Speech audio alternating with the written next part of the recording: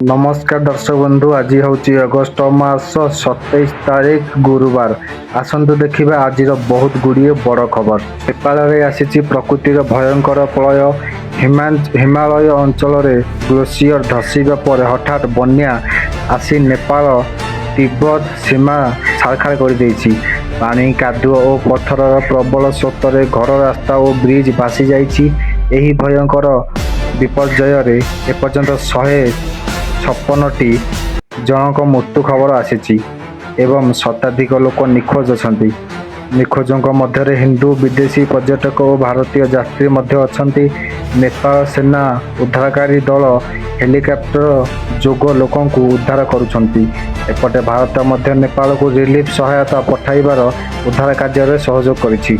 नेपाल ओडिया पर्यटक निखोज। नेपाल भयंकर बन्या भुवनेश्वर जाइथिबा जणे ओडिया दंपति निखोज थिबा खबर आसी। उद्धारकारी दल सेमानकु खोजुछंती।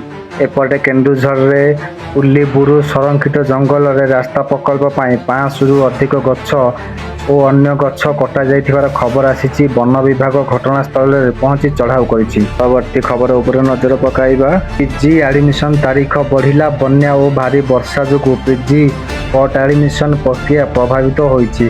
छात्र छात्री सुविधा पाई एडमिशन शेष तारीख सेप्टेम्बर 5 पर्यंत बढ़ा जाइछि।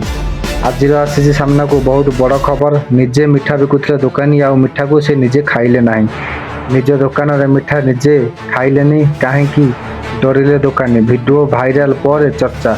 मिठा दुकान रे चढ़ाऊ दुकान गोटे मिठा नहीं दुकानी को खाइबा को देले रेड करुवा अधिकारी हेले मिठा दुकानी सीधा सीधा मना करदे से मिठा खाइबा को। प्रकृत कारण कौन? ये थिला आज दिन द्विपहर सबुठारु बड़ खबर। वीडियो भल लगी सब्सक्राइब करिए, वीडियो को शेयर करिए भूलिबे नहीं।